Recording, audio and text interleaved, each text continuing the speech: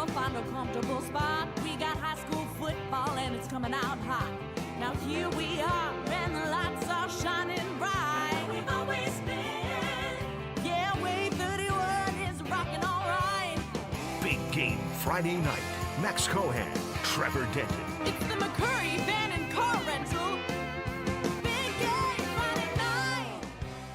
It's the battle for 7A Region 4. Austin and James Clemens clash for the region crown in our game of the week. That's right. Then out in Trinity, West Morgan putting their perfect season on the line against Central Florence in our rivalry game of the week.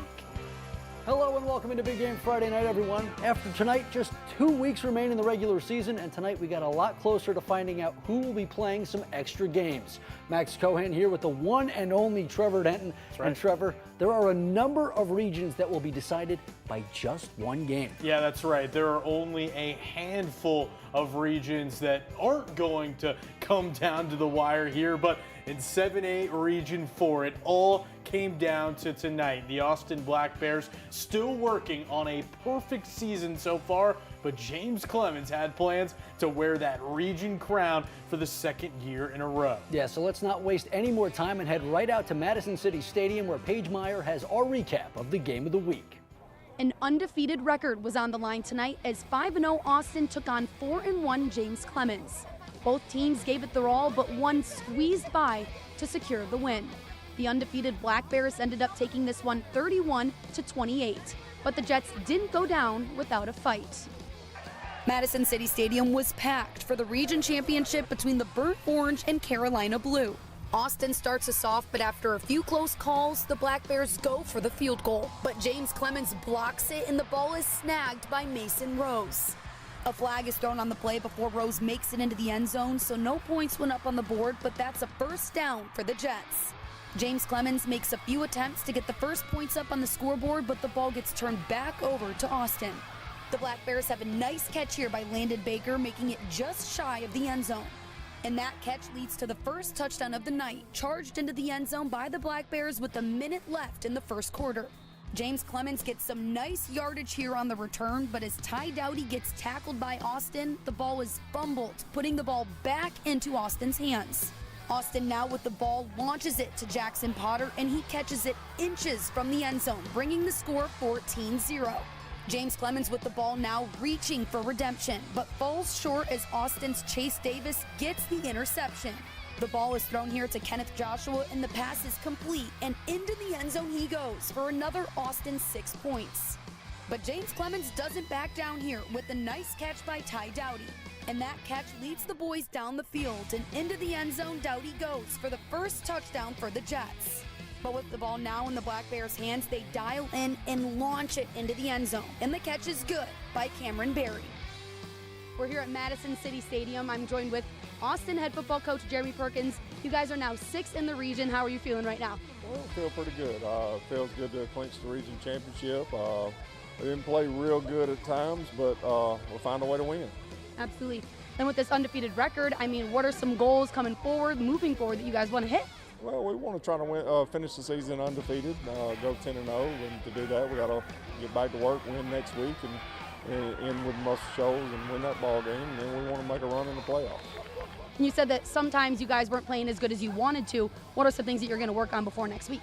Well, we've made a lot of mistakes. Special teams were a struggle tonight. We didn't tackle well, so those are some things we got to stress. And offensively, we kind of let the moment get too big for us at times. So we've got to settle down and run our offense and execute. You guys are undefeated right now. How likely do you think it'll be to be undefeated going into playoffs? Well, that's the goal. We're going to do what we got to do to try to make it happen. We've got Grissom next week, which is a good football team, and then we end with Muscle Shoals, is a very good football team as well. So the challenges are there. We'll see if we rise up to it and see how things unfold. Is there anything you want to say to the fans that came out tonight? You guys weren't home, and it was a pretty great turnout. Go Black Bears. Thanks for the support. Hopefully they'll keep coming out and watch us at home the next 2 weeks. Absolutely. Thank you so much, Coach. Congratulations. Thank you. Now that pretty much wraps it up here at Madison City Stadium. Austin ended up taking this one 31-28. Reporting in Madison with coverage you can count on. Paige Meyer, Wave 31 Sports. We've seen some great games at Madison City Stadium this year, say haven't that. we? There's another one, so that'll wrap up the region. Congrats again to the Austin Black Bears on claiming the region crown, their third of the 2020s. And the Black Bears will wrap up their region schedule next week against Grissom. The Jets will cap theirs against Albertville.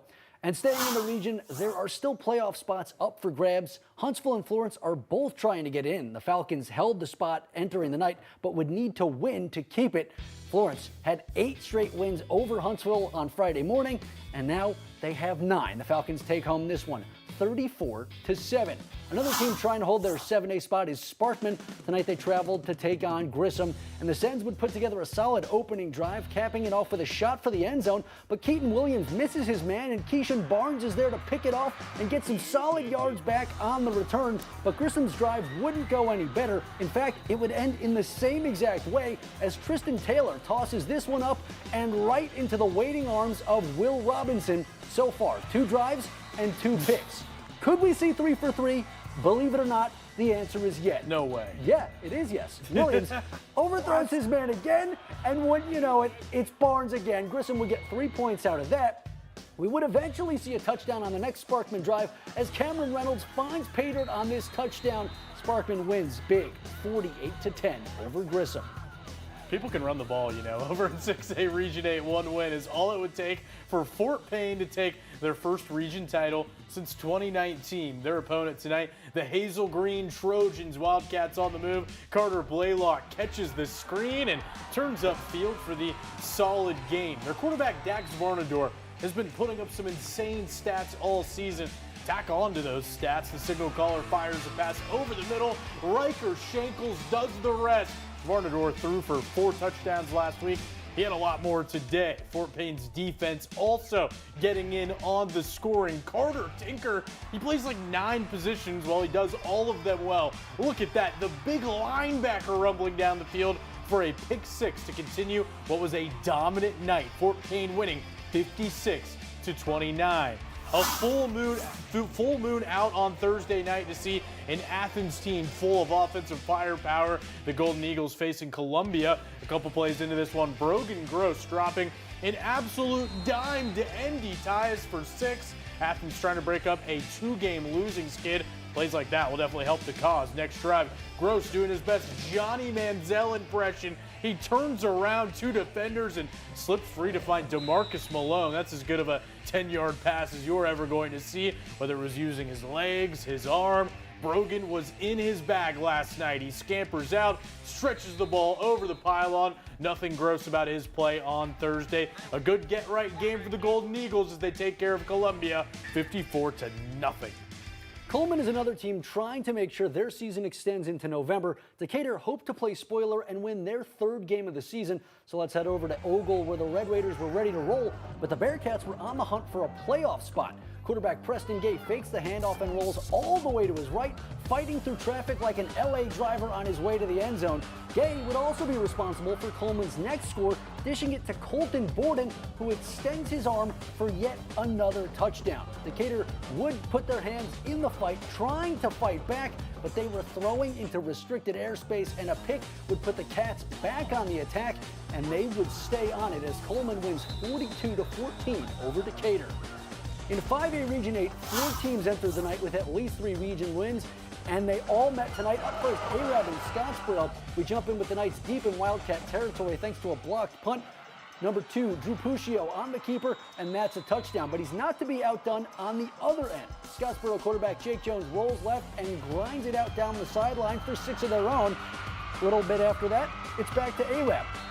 2 plays after picking up a first down on 3rd and 21, it's Puccio with another keeper for the touchdown, but this was a wild one, and Scottsboro wins a nail-biter, 50-47.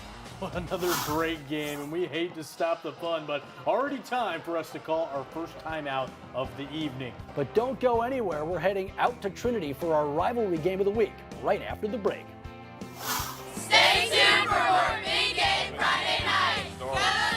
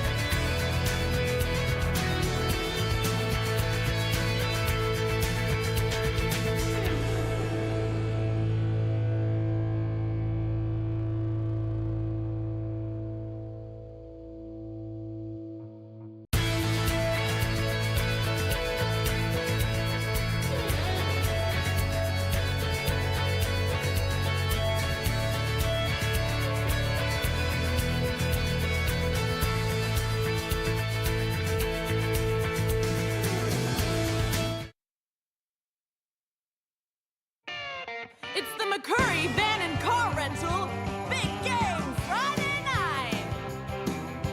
You're watching Big Game Friday night.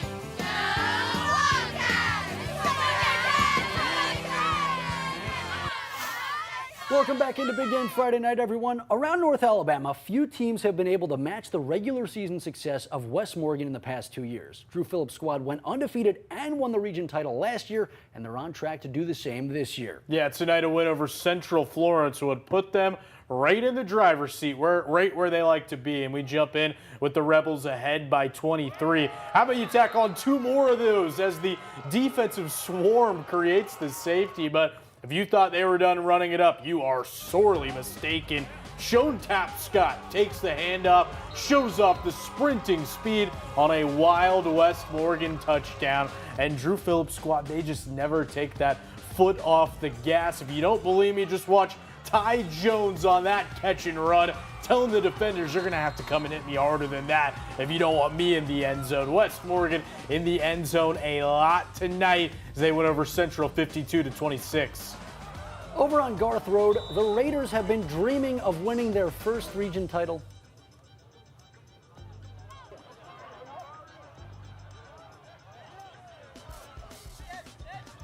Tonight they had the chance to get one step closer as they hosted a struggling Madison County squad. Randolph came out on top in their last 3 meetings with the Tigers, and we'll jump into this one with the Raiders already up 4 scores and looking to add on. They go to the reverse. That time it was Beatty, but this time it's William Mitchell. He's going to get them a fresh set of downs, but when they decide that they're close enough, they pull the quarterback out again and put Beatty back in, and he is absolutely going to make it work as he gets right in on the direct snap.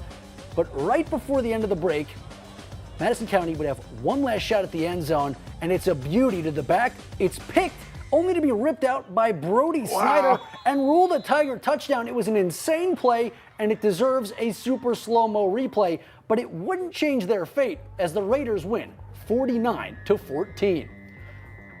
While Randolph sits in first place, second place was up for grabs as North Jackson and Westminster Christian battled for their 5th region wins of the season. Yeah, the Cats have put up at least 55 points in each of their last 2 matchups with the Chiefs, but oh, how the tables have turned this year. Right out of the gates, the Chiefs go on a march down the field. Diego Holt punching it in from a few yards out. He's having a pretty good season. Here's a pretty good play right here. Westminster's quarterback Houston Scott threading one over the defender's hands and into the arms of Renard Bendoff. That play as smooth as a pickup line, but North Jackson quickly picks back up possession. Creed Richardson says, "I can take you higher." Hassani Jackson goes to the place with golden streets and makes his escape.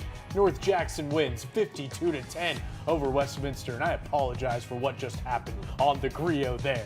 Should not let him write any of his scripts. I'm sorry. I said I was sorry. Last year, the Madison Academy Mustangs were playing for a state title. Tonight, they were trying to keep their playoff dreams alive as they hosted JP2. History on the Mustangs side as they have never, ever lost to the Falcons. Second quarter, quarterback Luke Critter throws it all the way across the field to Zane Williams, and you simply can't bring this guy down in space. The speedster jukes his way into enemy territory. The Mustangs would go right back to him. Again, he's going to avoid defenders like I avoid folding my laundry. Come on, we all do it, all right? You got to get on that, man. Another solid game, but he fumbles this time, and JP2 takes over. MA would get the ball back quickly, and this time, Jaden Etienne pinballs off defenders and stays on his feet. Look at him rumble down the field. A lot of trips to the end zone tonight as the Mustangs gallop to a 48-7 win over the Falcons.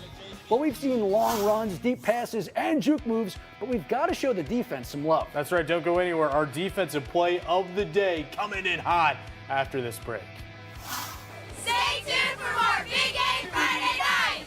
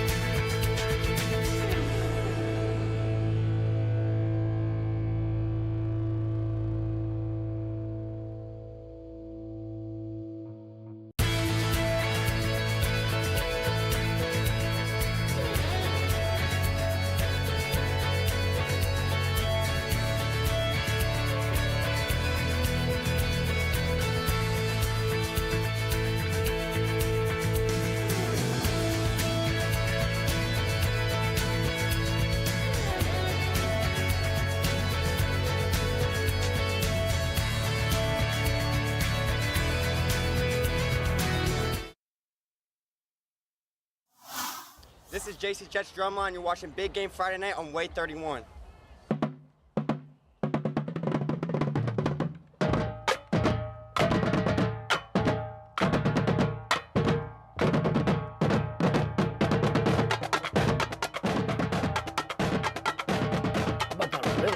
That's good stuff right there. The Jets band has been rocking it all year long at Madison City Stadium.